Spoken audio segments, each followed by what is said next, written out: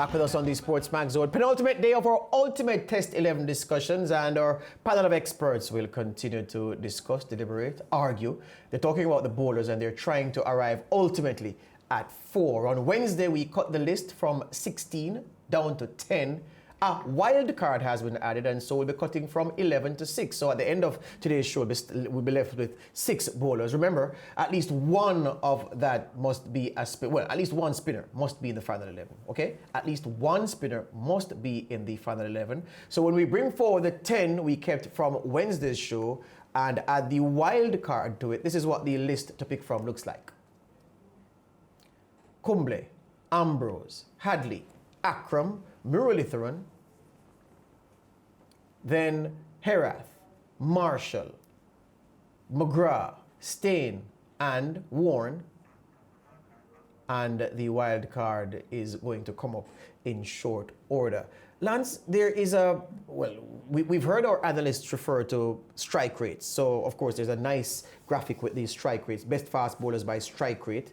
The top 10 in order: Dale Steyn, Waqar Younis, Malcolm Marshall, Allan Donald, Vernon Philander, Fred Truman, Mitchell Starc, Joel Garner, Richard Hadlee, and Michael Holding. Longer than 10, but these are the minimum requirement is for those who have taken 200 wickets or more. Listen to what Dale Steyn has done: 439 career wickets, a strike rate of 42.1, and he has 5 wickets in an innings 26 times. That's mind-boggling, and he has 5 10-wicket hauls. Now, just before we bring the panel in, I want to draw your attention to something else, Lance. The best fast bowlers in away conditions, because you can always bowl well at your home when the groundsmen and the groundskeepers lay the track for you. But who are the best fast bowlers away by virtue of strike rate with a minimum entry requirement of 100 strike wickets? Rate. This is purely strike rate. Away from home. Strike rate, by the way, is the number of balls you use to take a wicket. For sure. Yes. The top bowler, Dale Steyn, strike rate 43.8. So every 43.8 balls, he takes a wicket away. Second, Barnes, he's not in this reckoning. Waqar Younis, 47.3. Richard Hadlee, 48.9.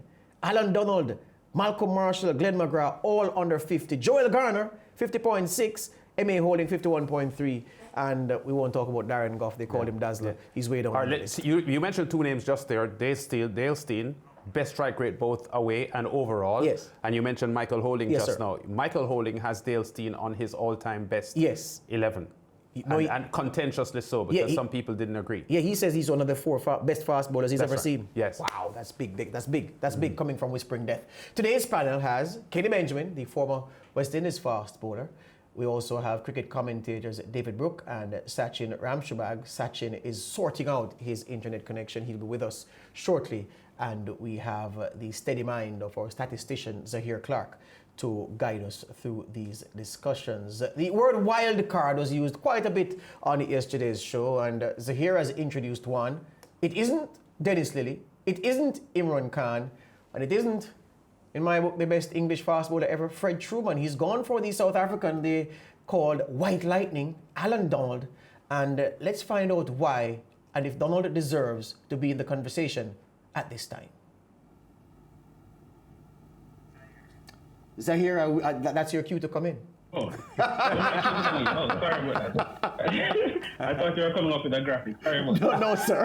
The reason why I went with Allan Donald is because when it comes to fast bowlers, for me, it's all about taking wickets and taking wickets in as small a time as possible.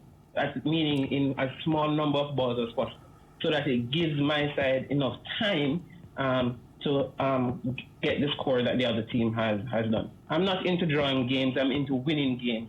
And Donald, along with Marshall and others, they were persons who took wickets with great strike rates. And for me, he had to be on this list. There are others I could have added, like Imran Khan, Fred Truman, and others. But for me, Donald, in this era, since 1992, when he came back, when South Africa came back into cricket, he was the one that stood out for me among all of these great bowlers. Yeah, David Brook, should we increase our 10 by 1 to include Allan Donald? Must we make space on this train for the outstanding South African? Well, I mean, Zaheer makes a good case. I think it's a really tricky category, this, because I've got a few names up my sleeve as well that I'd like to lay down. but I'm not going to straight away. Because of that, and because of the quality of the list that you came up with, that we're selecting from, although it's a persuasive case, I'm not quite moved to dislodge any of those incumbents at this stage, but I do take the point that Zaheer was making. Kenny Benjamin, Allan Donald, 330 test wickets overall, an overall strike rate of 47, 5 wickets in the innings 20 times, 10 wickets in a match 3 times, including 1 away 10-wicket haul. Kenny Benjamin, does Allan Donald squeeze into this group, or should we just pat him on the head and move on? I tell you what, I had him as my wild card as well, but it is only going to complicate things. And that is the only reason why I'm not adding him, because it is going to complicate things further. From the fast bowler's perspective, Kenny, and you have that advantage in this group and in many groups that you'll be a part of, what is it that made White Lightning special? I believe that he had what a fast bowler should have. He was aggressive, he had pace, and he had the ability to bowl fast every time with good control. And I think that is what you want from your fast bowlers. You know, you have some guys who are just fast, but they don't look like a fast bowler. He was very athletic, he had pace, he was aggressive, and he bowled with good control, aggression, and he was a wicket taker. And I believe that he's only not my wild card, like I said, just because it is going to complicate things further. There you go. So let me ask you this, Zaheer. Is it that you want Allan Donald to make it a field of 11, or do you want to take out one of the 10 and push Allan Donald in? And if yes to those 2 questions, who are you nominating for the chop at this point? Well, if I would chop one individual, then it might be Wasim Akram. But I would love if we could have the discussion for the 11.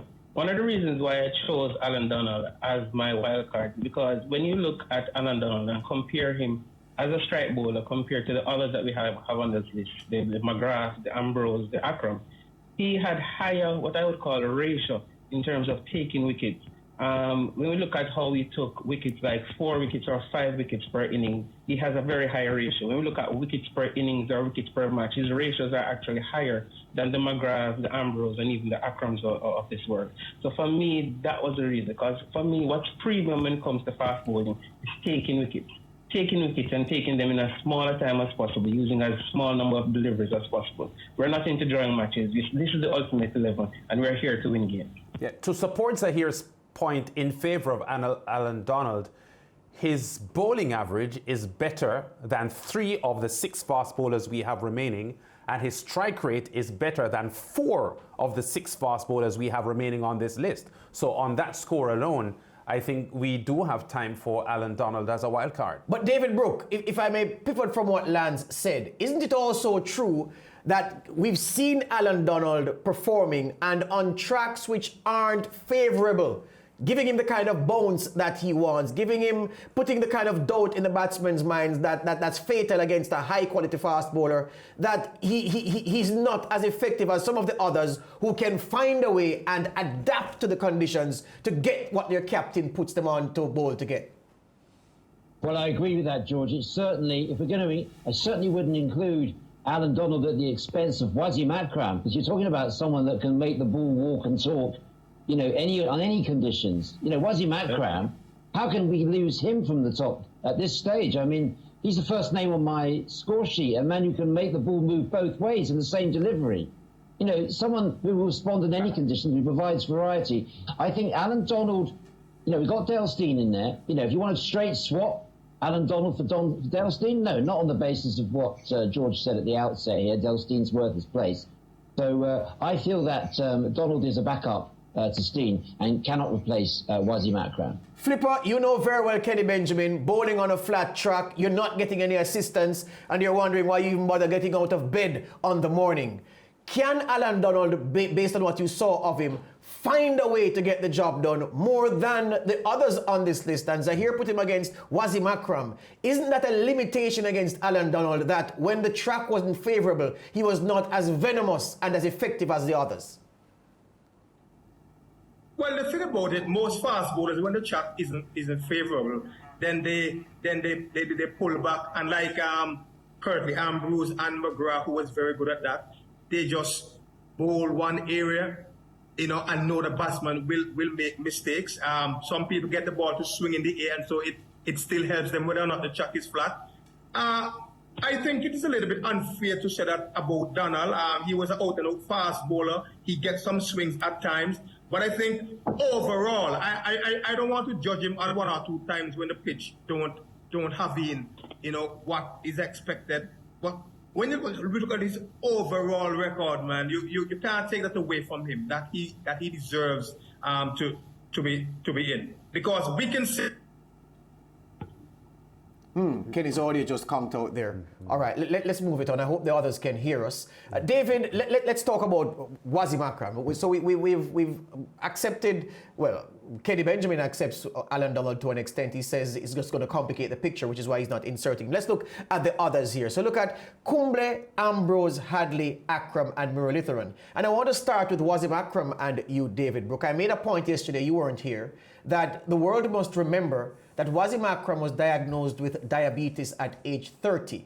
He didn't retire until 37, so he played with that condition for 7 years, and that was some of the one of the best periods of an outstanding career, to be able to carry a chronic illness, to carry a lifestyle disease, which meant that your diet and your exercise regimen and all those things had to be changed, had to be adapted in a certain kind of way to give you maximum strength to do the hard task of fast bowling. Marks him out as one of the greatest cricketers, not to mention fast bowlers, of all time. And I'm sensing from you, David, that you are with me on this point and that you believe that Akram can't be cut anytime now. Absolutely. A remarkable individual, not least for the circumstances that you described there, but just judge him on his ability. Judge him on what he can do with that ball. Judge him on the mastery. He could make it walk and talk. I mean, probably more than anyone else, changed the perception of what can be done with a cricket ball. I mean, those Yorkers, the control of line and length, pretty handy runs down the order as well. I know we're not letting that necessarily a consideration because we've got plenty of runs at the top of the order. But, most wickets by a left-arm bowler in Test matches we're seeing on that graphic. I mean, he provides that variety as well. And someone who can, in any conditions, can be a match winner. As I said, Wasim Akram, far from being cut from this list, he was first name on my score sheet. Zaheer, I got from you yesterday that you're not so hot on Wasim Akram, even though you respect you respect a few critical things in his credentials. Am I getting you right? You're lukewarm about the king, the sultan of swing, the great Pakistani? No, I'm not lukewarm. Thing about Akram is, for me, is that a better version of Akram for me is probably even Imran Khan, because I consider Imran Khan the master of swing bowling and Waqar Younis and Wasim Akram his students. For me, Wasim Akram, as a left-hander, that gives us some variety. And yes, when we look at the list of bowlers we have here, he's probably the one that did up more with the ball in terms of swinging it in the air. But we have other persons who can do similar things. We have the Malcolm Marshalls, we have Dale Steins who can also swing the ball in the air. So Wasim Akram there, it would only be for the variety of being a left-hander and the ball coming from a different angle. But comparing him along with Donald, McGrath, and Ambrose, the margins here are very close. And it's just a preference for me why I'm going with Donald. Let's pick another man from. Thank you, Zaheer. Let's pick another man from the list. Kenny Benjamin, Anil Kumble. Is it Kenny? Can you accept an argument that Anil Kumble is in the same class as Shane Warne and Muralitharan? And if he's not, why is he even on the list, Kenny Benjamin? Let me hear you on Anil Kumble. Before I do that, could I just say something quickly on Wasim Akram? Yes, you can. Yeah, he's the only bowler we have remaining, fast bowler, who is not averaging 4 wickets per innings. I don't know if anybody noticed that. His strike rate is 54. Okay? And when you look at that and you compare the rest, he is a left-hander, he swings the ball, but he is, I wouldn't select him just because he's a left-hander and he swings the ball, because we have people that swing the ball as well. So I wouldn't select him just because he's a left-hander. So that is my thing with Wasim Akram. In terms of Melita and Shane Warne, yeah, I think Anil Kumble in his own right is a very excellent bowler, but I just don't have him in the same class as these two gentlemen. They had more variety for me. I give him credit the fact he was the big turner. He used more bounce and faster deliveries to get his wickets. But I think in terms of quality, I don't think he has the quality of these other two bowlers. David Brook, do you agree that Kumble is a step down in class from Warne and Murali? I do agree with Kenny, yeah. I think, he did rely for me a little bit too much on that pace. I'd always put him into a medium pace category. No, but I mean, I wouldn't put him up there with Shane Warne and Murali. I think those two individuals stand out, and you take a bit of a drop down to Anil Kumble. No disrespect to him, but such is the competition for that spin bowler's place. I just can't see him making it to the cut. And in terms of the four spinners we have on the list, Zaheer, Clarke, isn't Rangana Hera then, if not a distant fourth, way behind the big two at his very best and them at their very best? No, especially as I pointed out the other day, since Matthias Murali retired in 2008, especially 2012 onwards to 2018, Harat has produced some exceptional spells. If we should remember, even in the subcontinent, at times he opened the bowling for Sri Lanka, and his numbers are not that far off from some of his other peers, even Warne, when you look at certain statistics and parameters in terms of how often he takes wickets, the percentage of innings in which he's taken 4 or more wickets. Sometimes he's even comparable with some of these greats. But he's going to be below, for me, the Warne and the Murali later on in terms of ranking these bowlers. Yeah, my producer says we have to take the break, but we have to squeeze in Richard Hadlee, gentlemen. Let me talk to you quickly on this, David Brook. The outstanding New Zealand, for so long, the lone world-class player, bona fide world-class player in the New Zealand selection. He deserves his place here, I'm sure you'll say yes. Absolutely yes, George. As you say, he led that, not just led the attack, he single-handedly carried it for so many years. Even after he dropped down in pace, he was still able to maintain his strike rate and his effectiveness. I'm going to argue to keep Sir Richard Hadlee in. Kenny, Richard Hadlee, Sir Richard? I have some categories here. 1, 2, 3, 4, 5, 6. Richard Hadlee is 1 in 3 of them. He's got the most 5 wickets, the most 10 wickets. And wickets per match, he's got the most, 4th wicket overall. So I tell you what, he is first on my list. And let me ask you this question straight then, Kenny, before I come to Zaheer. If Richard Hadlee at his best and every other fast bowler on this selection at their best, does Hadlee look at anybody else and envy a gift that they have, or given his skill set, he would feel that he's okay? Well, I think maybe he could probably say, boy, I wish I had a little bit more pace. At times he bowled quickly, but I think that is about the only thing that Sir Richard would probably want to make him the perfect fast bowler. Zaheer, Clarke, your views on the great New Zealander? Well, most times I always tell the person that anytime I'm putting together a fast bowler as this, Richard Hadlee and Malcolm Marshall are the 2 persons I usually put down first.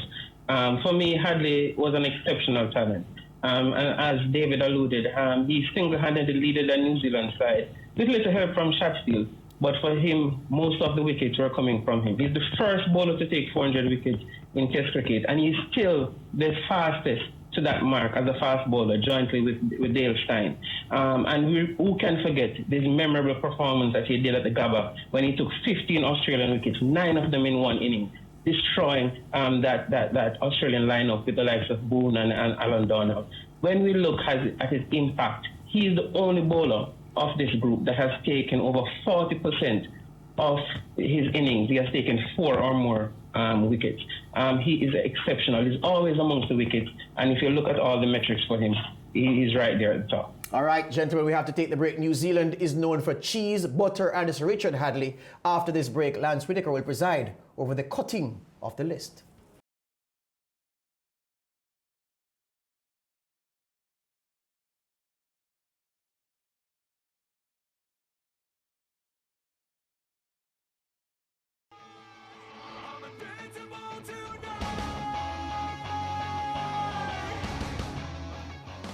Back on the SportsMax Zone to our ultimate Test 11 discussions. We are narrowing the bowlers list from 11 to 6. The online numbers have not changed since yesterday. Malcolm Marshall still leading the way with 15.40% of the votes. Motia Muralitaran second, and his votes at the moment 15.17. Curtly Ambrose 13.55. Glenn McGrath 10.70 and Wasim Akram 10.54. Remember, your votes count for 40% of the overall decision. 30% goes to the zone team, that's us, and the other 30 to the panel, those guys who are on your screens joining us by Zoom. So let's get back at the panel and have a look at the second group, which is coming on your screen now. We just looked earlier on at the first group, and this is the second group now that the panelists will assess and tell us who are the ones they like, because we are now on 11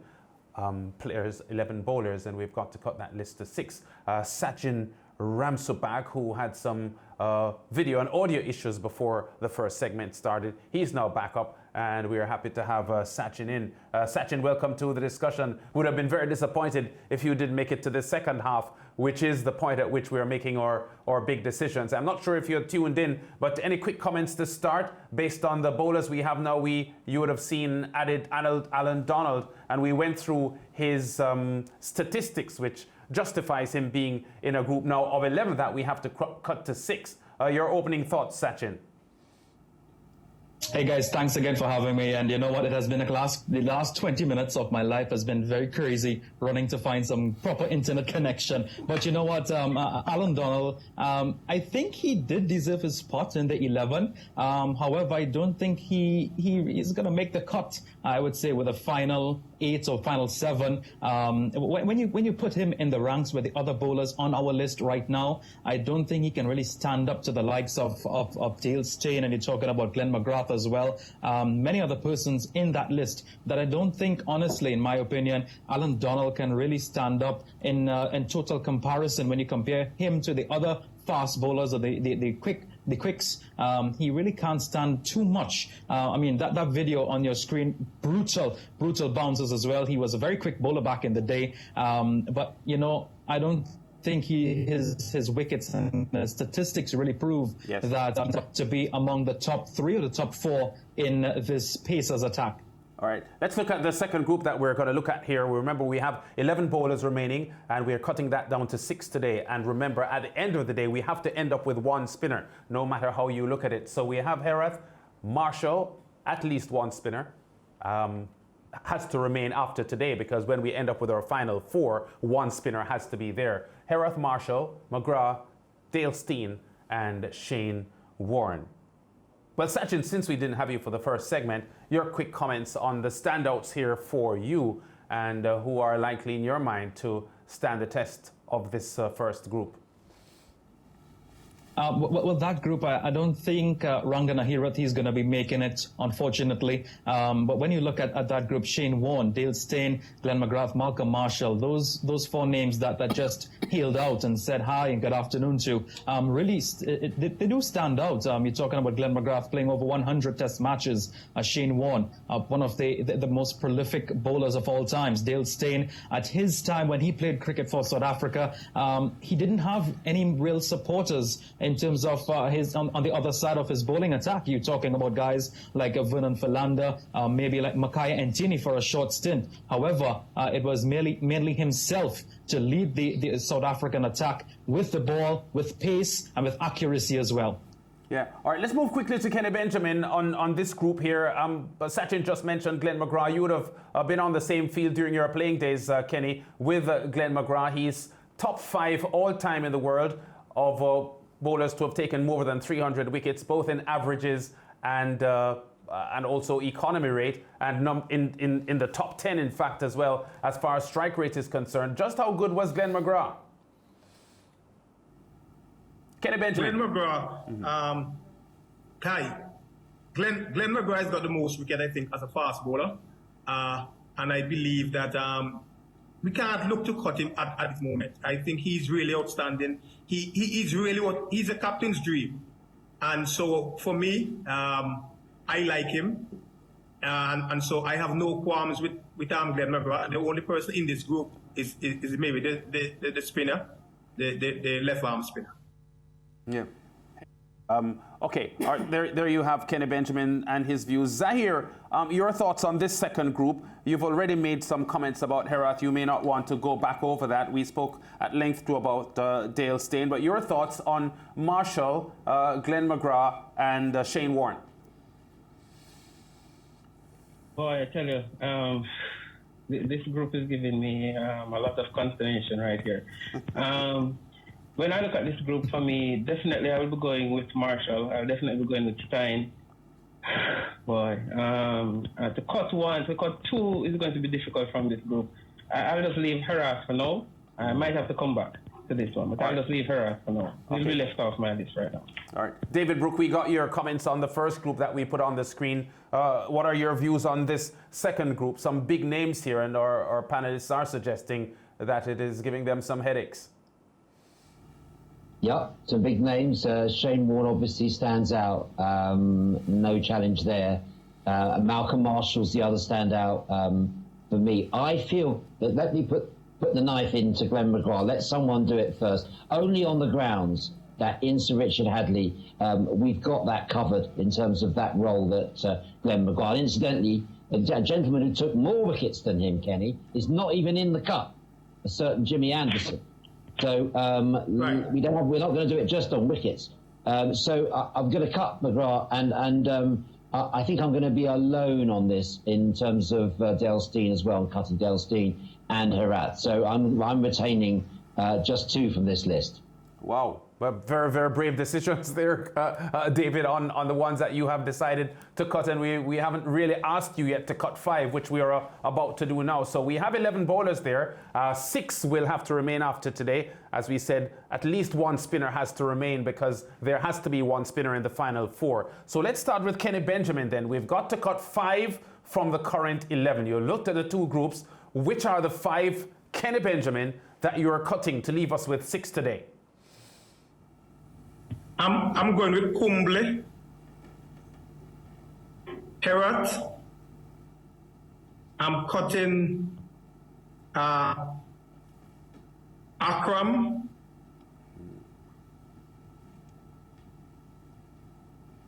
Yes. McGrath. McGrath. Yes. And did I say Waka Yunus? Well, he isn't there. Wakar was cut from yesterday. Walker was right. yesterday. Yeah. So the other one would be the wild card. Okay, Allan Donald. So Allan Donald. So Yes. Yeah, you haven't mentioned Kirtley. Kenny, you haven't mentioned Kirtley. No, he is not cutting Kirtley. He can't. He's naming the ones that he is cutting. I'm not cutting Kirtley. I just wanted to check whether he was in or out. So Kenny Benjamin has covered his 5 out. Well, David, since you've jumped in here, let's get your 5 then that you're taking out of the 11 that we're now looking at. So I'm taking out Kumble and Herath. I'm taking out McGrath, controversially. I'm also opposing Dale Steyn as well. And what does that leave me with? I've got one more to cut, and it's certainly not Kirtley, and it's not Malcolm Marshall, and it's not Richard Hadlee. Where does that leave me? I'm missing one. I'll leave you to do the maths. Warne? You're cutting Shane Warne? It's the wild card. Shane Warne is in. Oh, have I got one too many? I'll have to be like Zaheer. You have to come back to me. I've got one too many in there. Or you have one more to cut. You're not prepared. No, I appreciate that, Lance. I do appreciate that, Lance. But you're saying you need time? Come back to me. I don't want to be the first. I don't want to be the first to cut. I can't be the first to cut on the grounds he bowls the same ball every ball. All right, you've got just a couple of minutes. Let's go to Sachin then. Let's hear Sachin and the 5 that you're cutting from the current 11. Just quickly, guys, before we move on, are we sticking with a 1 spinner or just 2? There has to be 1 spinner when we finish on Friday. So if you want to leave 2 spinners in today, you could if you want. That's fine. But at the end of Friday's discussion, when we list the 4 bowlers, 1 spinner has to be there. Understood. So with that being said, I'm going to be cutting Anil Kumble together with Rangana Hirath. So that's 2. Allan Donald has to go from the Pacers department. Curtly Ambrose, I'm going to take the hit. I know I'm not going to be getting lots of fans when I go to the supermarket tomorrow to buy my mac and cheese. Curtly Ambrose has to go. So that leaves me with one more. Glenn McGrath has to be the one, unfortunately. Wow. So Sachin, who stunningly left Brian Lara out of his ultimate 11, takes Curtly Ambrose out of his fast bowlers list. Oh, Sachin, you're a brave man. Zaheer, you have an opportunity to correct Sachin's position. I'm not going to correct his position. I think I've finally come to a decision. I'm going to cut from mine. I'm going to cut Herath Kumble. I'm going to cut Akram. Sweet is not going to forgive me for this, but I'm going to cut Ambrose. And I'm going to stick with my wild card, so I'm going to cut McGrath. Wow. two of our analysts have gone without Curtly Ambrose, and we aren't down to the final day of decision yet. They've gone rogue. We have got to go back to David. David, you still had one more name to cut. We gave you about 3 minutes. Right, can that be Allan Donald, Lance? Can I cut Allan Donald? Yes, you cut whoever you want. Allan Donald's out. Easy one. I was beginning to think that it would be Ambrose out again because I'm kind of stunned here. Not from me, Lance. You won't hear that from me. Yeah. All right. Well, the panelists have spoken, and from the first group, these are the players that have been cut from the bowlers group. Remember, we had 11 bowlers in, including the wild card, Allan Donald. Kumble is out. Who else is out from this group? Akram. Our producers are hesitating. Oh, they've gone to the second group. Wow. And the ones cut from this group would be Herath, I think. Yeah, they're going to have to go back to the first panel for sure. Yeah, Herath. I think we've got to go back to the first. Yeah, and isn't Donald gone? Yeah, McGrath's gone for sure. McGrath's gone for sure. And Herath. Yes. But it's all right. Well, Allan Donald wasn't shown on the screen. Yeah, so he's been cut. Yes. I think Allan Donald has been cut. Yeah, put an X through that now, please. Yes. Yeah. Allan Donald has been cut. So we're going to get 4 more players. We need to cut 4 more players. Yeah. And at the moment, we've only cut 3. No, we have 4. We have 3. We have Herath, Akram, yes, Allan Donald, and from the first page it was...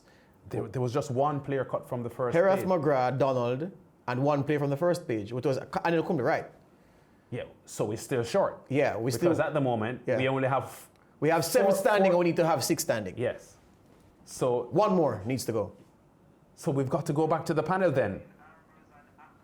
All right. So based on the tally, there's a tie at the moment between Akram and Curtly Ambrose. So gentlemen, we've got to go back to you to eliminate one of these 2 players.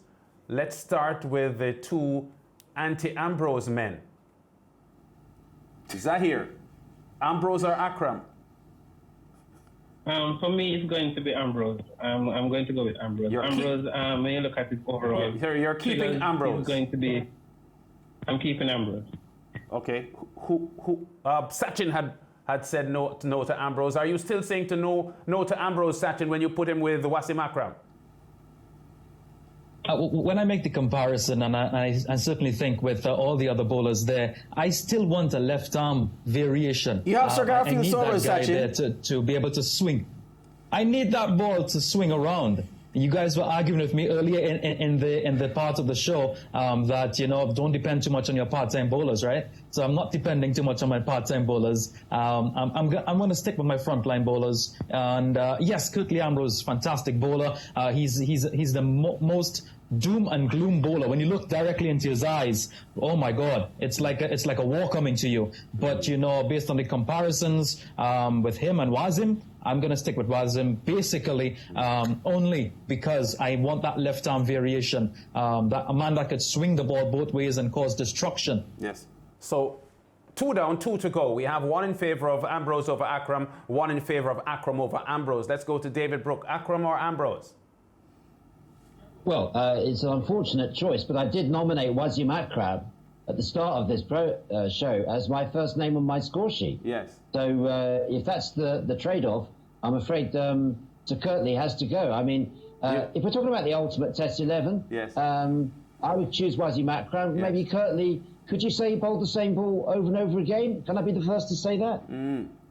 Oh, if you want. But you did say just now that you're afraid that you would have to say Akram. You are right to be afraid. Let me move on. Let me move on. Kenny Benjamin, Akram or Ambrose? When I have Stein, Marshall, and Hadlee who could do anything with the ball, I need somebody with the best economy rate as a fast bowler and still can take wickets, and that's going to be Kirtley. So we are 2-2. We're still at a deadlock. For sure. What do we do? Yeah. We're still at a deadlock because going back on the tie break, we have 2 votes for Ambrose, 2 votes for Akram. So I think what we're told is that we're going to keep them, and then we'll have to sort this out on Friday. Yep. Wow, shocking developments here on Cricket Ultimate 11 discussion on SportsMax on this Thursday. Gentlemen, thank you very much for being with us. Always a pleasure. Kenneth Benjamin, David Brook, Sachin, and Zaheer Clarke. We'll be coming back tomorrow to narrow the list down. So we have 7 bowlers at the moment. We need to end up with 4, which means that on Friday we will cut 3 bowlers. Remember, 1 spinner has to be there. We go to a commercial break. George Davis has the second zone updates after this.